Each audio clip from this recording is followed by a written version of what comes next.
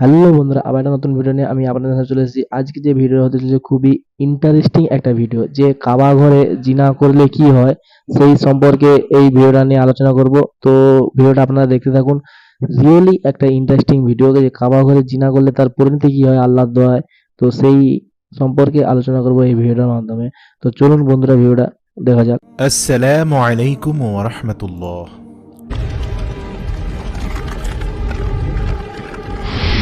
হজ চলাকালীন কাবা শরীফের ভেতর প্রবেশ করে এই দুই নারী ও পুরুষ জিনায় লিপ্ত হয়েছিল।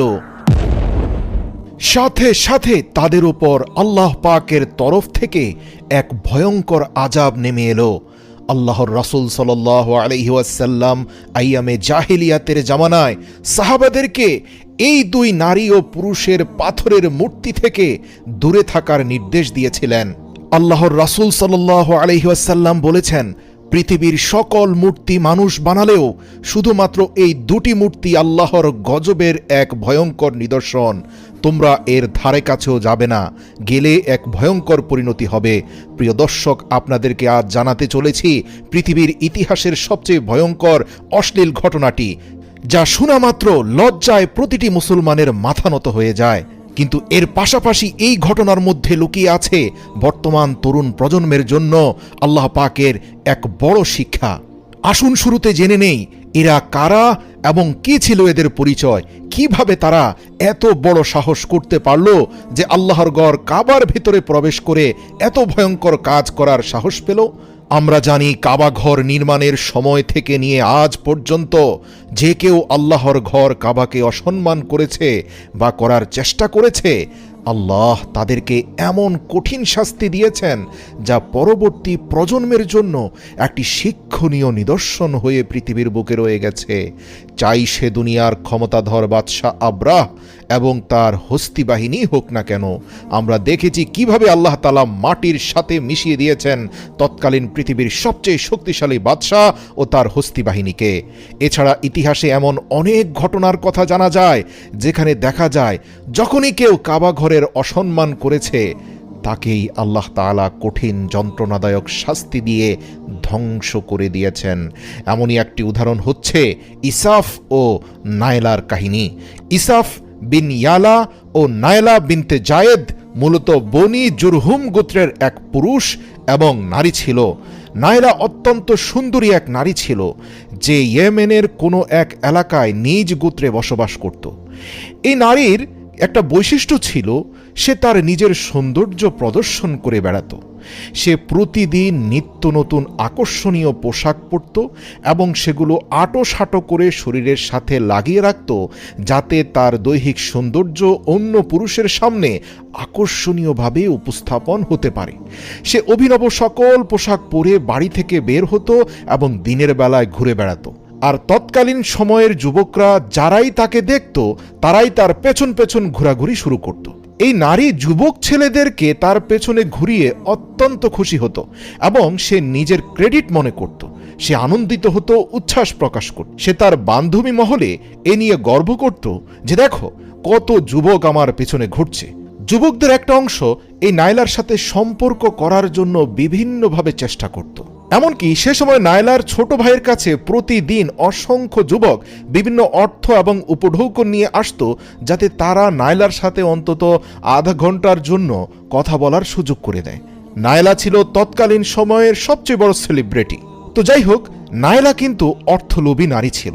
সে তাদের বনু জুরহুম গোত্রের প্রধানের ছেলেকে টার্গেট করেছিল, যেহেতু গোত্র প্রধানের ছেলের অনেক অর্থ ছিল, উন্নত মানের ঘোড়া ছিল এবং তার নাম ছিল ইসাফ, আর দেখতে শুনতেও বেশ স্মার্ট ছিল। ইতিহাস থেকে জানা যায় ইসাফ এবং নায়লা তারা একে অন্যের প্রেমে পড়ে গেল এবং তাদের এই প্রেম প্রথম 2-1 বছর রোম্যান্স এবং ডেটিং এর মধ্যে সীমাবদ্ধ থাকলেও তা এক পর্যায়ে শারীরিক সম্পর্ক তথা অবৈধ শারীরিক সম্পর্কে গড়ালো। তারা নিজেদের মধ্যে হামেশাই অবৈধ শারীরিক সম্পর্ক স্থাপন করত। যখনই তারা সুযোগ পেত এভাবে ব্যভিচারে লিপ্ত হতো এবং এই প্রক্রিয়া এভাবেই চলতে থাকে। প্রিয় দর্শক, আপনাদেরকে জানিয়ে রাখি, তৎকালীন সময়ের আরবরা মূর্তি পূজা করলেও, জুলুম করলেও, জাহিলিয়াতের জামানা থাকলেও অশ্লীলতাকে তারা প্রকাশ্যে প্রমোট করত না। তথাপি বিবাহ বহির্ভূত শারীরিক সম্পর্ককে তারা অন্যায় মনে করত। তো ফলাফলস্বরূপ নায়লা এবং ইসাফের অবৈধ শারীরিক সম্পর্কের ব্যাপারটা যখন গোত্রপতি সহ গণ্যমান্য ব্যক্তিদের কাছে প্রকাশ হয়ে পড়ল, তখন তারা এর বিরোধিতা করা শুরু করল। পরিবারের লোকেরা এবং গোত্রপ্রধান ওয়ারেন্ট জারি করল, যেখানেই তাদের পাওয়া যাবে তাদেরকে গ্রেপ্তার করে দ্রুত সাজার সম্মুখীন করতে হবে। তাদের বিরুদ্ধে গ্রেপ্তারি পরোয়ানা জারি হয়েছে শুনে তারা পালানোর সুযোগ খুঁজতে থাকল। দীর্ঘদিন তারা পালিয়েছিল। অতঃপর গোত্রপ্রধান তার ছেলের জীবন রক্ষার্থে ঘোষণা জারি করল যে তোমরা দুজন যদি বিবাহ করে আমাদের কাছে আত্মসমর্পণ করো তাহলে তোমাদেরকে ছোটখাটো শাস্তি দিয়ে ছেড়ে দেব। কিন্তু তারা দুজন কোনোভাবেই বিবাহ করল না। এমনকি বিচারের মুখোমুখি হওয়ার হাত থেকে বাঁচতে তারা এক কৌশল অবলম্বন করল। আপনাদেরকে জানিয়ে রাখি, ওই সময় ছিল আইয়ামে জাহিলিয়াতের যুগ। তৎকালীন সময়ের মানুষরাও কিন্তু হজ করত। যদিও তখন মক্কা শরীফের ভেতর এবং বাইরে ৩৬০টি মূর্তি ছিল। এ সকল মূর্তি নিয়েই কিন্তু মানুষ হজ করত। তো বনু জুরহুম গোত্রের একটি বড় কাফেলা হজ করার জন্য মক্কার দিকে যখন রওনা হয়, তখন তারা সবাই বড় বড় পোশাক পরে রওনা হয়েছিল। এরই মধ্যে ইসাফ এবং নায়লা বড় বড় পোশাক পরে তাদের মুখটাকে ঢেকে সেই কাফেলার ভেতরে ঢুকে পড়ে এবং ফলাফলস্বরূপ সেই কাফেলার সাথে তারা মক্কায় পৌঁছে যায়। যেহেতু সেটা হজের মৌসুম ছিল, তাই সবাই কাবা তাওয়াফে ব্যস্ত ছিল। 2 দিন তারা কাবা শরীফের আশপাশে কাটালেও রাতের বেলায় ঘুমোতে তাদের সমস্যা হচ্ছিল। এরই মধ্যে ইবলিস এসে তাদেরকে প্ররোচনা দিল যে তোমরা এই কাবা ঘরের ভেতরে প্রবেশ করলেই তো হয়, দেখো না সেখানে মূর্তিরা বহাল তরিকতে আছে। শয়তানের কুমন্ত্রণায় তারা উভয়ে কাবা ঘরের ভেতর প্রবেশ করল। নির্জনে যখন রাতের বেলা কাবা ঘরের চারপাশে তাওয়াফের পরিমাণ কমে গেল, মানুষজন কমে গেল, সুযোগ বুঝে তারা কাবা ঘরের ভেতরে প্রবেশ করে। আল্লাহু আকবার! শয়তানের প্ররোচনায় অন্তর আত্মা কলুষিত এই 2 নারী ও পুরুষ কাবা ঘরের ভেতরেও জেনা ব্যভিচারে লিপ্ত হয়ে গেল। সাথে সাথেই কাবা ঘরের অসম্মান করার ফলে জমিন এবং আসমান কেঁপে উঠল। সমুদ্রের ঢেউ গর্জন করতে থাকল। আল্লাহর পক্ষ থেকে এক ভয়ঙ্কর আযাব নেমে আসলো। কি হয়েছিল তাদের সাথে জানেন? তারা যখন কাবার অভ্যন্তরে হেন অপকর্ম করতে থাকল, সেই অবস্থায় তাদের রূহ কবজ করা হয় এবং তাদের রক্ত মাংসের দেহকে পাথরে পরিণত করে দেওয়া হয়। ইতিহাস থেকে জানা যায় এই মুহূর্তটি ছিল খুবই ভয়ানক এবং অদ্ভুত। আল্লাহর আযাবে 2 জন জীবিত মানুষ সেখানে পাথরে পরিণত হয়ে গিয়েছিল। এর বেশ কয়েক সপ্তাহ পর বনু জুরহুম গোত্রের লোকেরা কাবার কাছে আসলো এবং কাবা ঘরের দরজা খুলে যখন তারা দেখতে পেল এই 2 হতভাগা পাপী উলঙ্গ অবস্থায় পাথরে পরিণত হয়ে ঠায় দাঁড়িয়ে আছে, তখন তারা বুঝতে পারল যে এই 2 খবিস আল্লাহ পাকের পবিত্র ঘরে কি জঘন্য অপরাধের চেষ্টা করেছিল। লোকেরা তাদের উভয়ের মূর্তিগুলোকে তুলে নিয়ে সেগুলোকে কাবা ঘরের বাইরে বের করে এনে মাটিতে পুঁতে দিল। সেগুলোকে দাঁড় করিয়ে এগুলোর গলায় জুতার মালা পরিয়ে পরবর্তী প্রজন্মের মানুষদের জন্য শিক্ষণীয় নিদর্শন হয়ে থাকার জন্য রেখে দিল। কিছুদিন যাওয়ার পর মক্কাবাসীরা ইসাফের মূর্তিটিকে কাবা ঘরের সামনে থেকে উঠিয়ে সাফা পর্বতের উপর স্থাপন করল এবং নায়লার মূর্তিটিকে তুলে নিয়ে মারওয়া পর্বতের উপর রেখে দিল। সাফা এবং মারওয়া 2টি পবিত্র পাহাড়, যা পবিত্র কাবা ঘরের খুব নিকটে অবস্থিত। যারা এই হজ করেছেন তারা নিশ্চয়ই এই 2টি পাহাড় ভালো করে জানেন, কেননা হজ পূর্ণ করার জন্য এই 2টি পাহাড়ে আমাদেরকে দৌড়াদৌড়ি করতে হয়। এই 2 পাহাড়ের উপরে চড়ে এবং এই 2 পাহাড়ের মধ্যবর্তী স্থানে দৌড়াদৌড়ি করে মা হাজেরা আলাইহিসসালাম পানির সন্ধান করেছিলেন যখন ইব্রাহিম আলাইহিসসালামের পুত্র হজরত ইসমাইল আলাইহিসসালাম একটি ছোট দুগ্ধপোষ্য শিশু ছিলেন এবং প্রচণ্ড তৃষ্ণার্ত ছিলেন। তাই প্রাচীনকাল থেকেই এই 2টি পাহাড়কে অত্যন্ত পবিত্র বলে মনে করা হয় এবং হজ যাত্রীরা সেগুলোতে আরোহণ করে অত্যন্ত শ্রদ্ধা ও ভক্তি সহকারে সেখানে সাই করত, যেই রীতি বর্তমানেও জারি রয়েছে।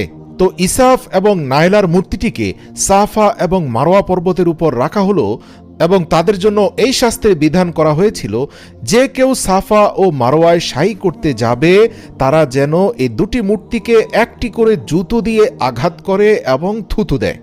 কয়েক প্রজন্ম ধরে এই নিয়ম চলতে থাকে। যখনই কেউ সাফা পর্বতে যেত, তারা ইসাফের মূর্তিটিকে একটি করে জুতার আঘাত করত, একবার থুতু দিত। তারপর আবার যখন তারা মারোয়া পর্বতে যেত, তারা নায়লার মূর্তিটিকে জুতার আঘাত করত, থুতু দিত। তারপর পরবর্তী প্রজন্মের লোকেরা এই দুই মূর্তিকে জুতার বাড়ির পরিবর্তে তাদেরকে হাত দ্বারা চড় মারতে শুরু করলো। কেননা ওই সময় প্রচণ্ড গরমের কারণে জুতা খুলে তাদেরকে জুতার বাড়ি দেওয়ার জন্য পায়ে প্রচণ্ড গরম অনুভূত হতো। তাই হাজিরা নিজেদের সুবিধার জন্য উত্তপ্ত জমিনের মধ্যে জুতা খুলে জুতার বাড়ি দেওয়ার মতো কষ্ট না নিয়ে বরং হাত দিয়ে থাপ্পড় মেরে এবং থুতু মেরে চলে যেত। এভাবেই 200 বছর ধরে কয়েকটি প্রজন্ম তাদের প্রতি ঘৃণা প্রদর্শন করতে থাকলো। আস্তে আস্তে সময় যেতে থাকলো এবং শয়তান হাজিদের মধ্যে কর্মকাণ্ডের পরিবর্তন আনতে শুরু করলো। একটা সময় গিয়ে মানুষ আর হাত দিয়ে তাদেরকে থাপ্পড় মারাও বন্ধ করে দিল। প্রজন্মের পর প্রজন্মর মধ্যে শয়তান বোঝাতে থাকলো যে দেখো, এদেরকে থাপ্পড় মারাটা বাধ্যতামূলক নয়। এই দুইটি মূর্তি স্থাপন করা হয়েছে যাতে তোমরা সাফা এবং মারওয়ার চূড়ান্ত সীমায় নিজেদের অবস্থান নিশ্চিত করতে পারো, যাতে তোমাদের হজটা সুন্দর হয়। তাই তোমরা ইসাফ এবং নায়লার মূর্তি স্পর্শ করে চলে গেলেই হবে।